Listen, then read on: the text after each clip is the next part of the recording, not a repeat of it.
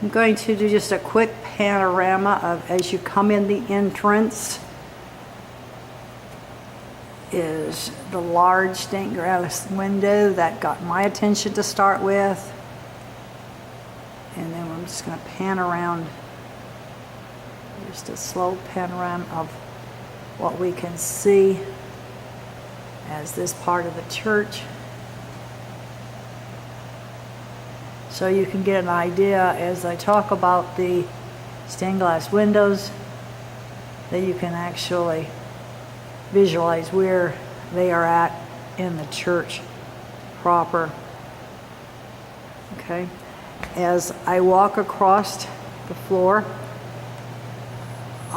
into the sanctuary and come towards the large stained glass window, and of course this is going to be quite shaky because I'm not a professional photographer and I'm having to pay attention to where I step at the same time.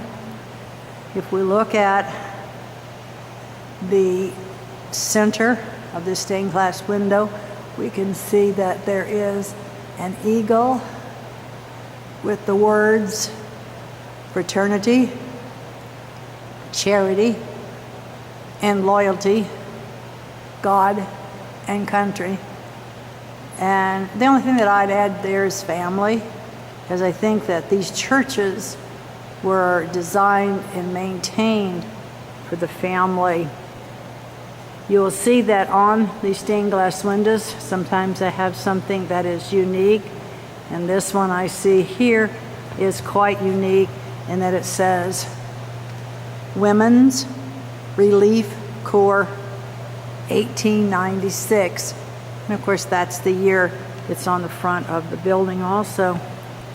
I've not done research as yet as to find out what this emblem is. It looks like it's an S and a V with an eagle.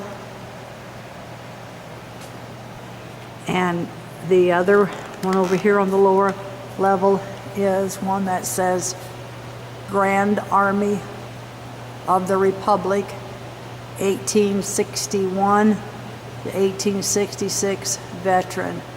So apparently this was a group that was prominent in this area.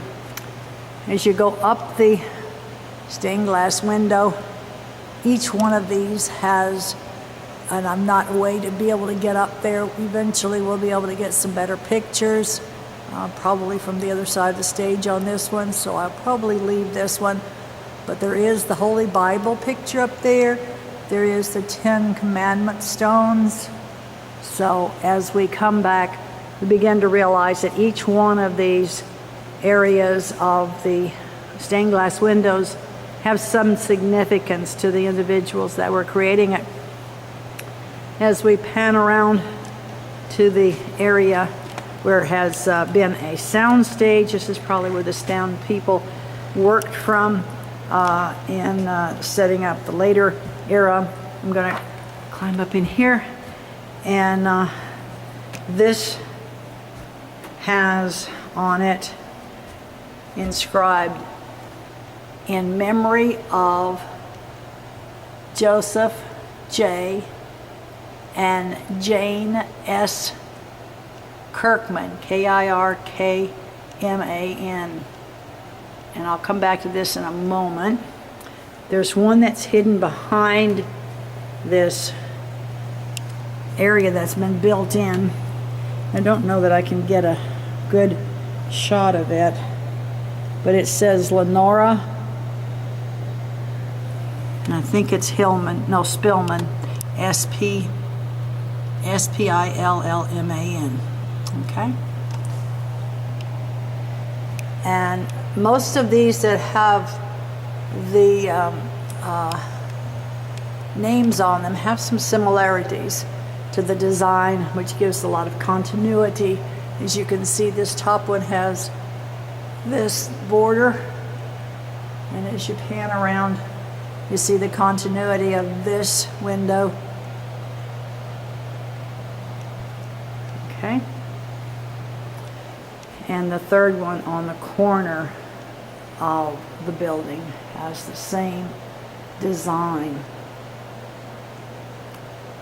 Okay, I wanted to point out something that was brought to my attention is in these stained glass windows, some of these areas have not been inscribed, but they apparently were for people's names and an area for dates. There's a small area at the top also of each one that shows where you could put an inscription.